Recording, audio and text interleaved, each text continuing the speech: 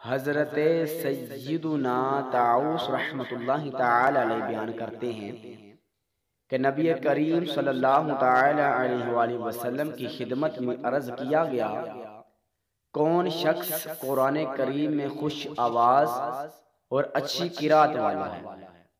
آپ صلی اللہ علیہ وسلم نے فرمایا، وہ کہ جب تم اسے قرآن پڑھتے سنو تو محسوس کرو کہ وہ اللہ پاک سے ڈر رہا ہے۔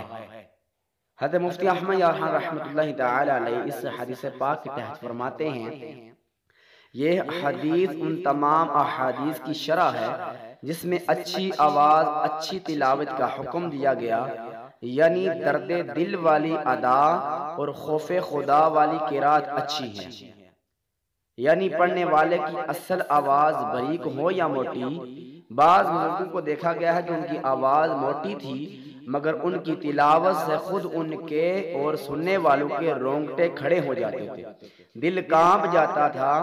اللہ پاک ایسی تلاوت کرنا نصیب کرے، آمین بجاہ النبی الامین وصلی اللہ علیہ وسلم۔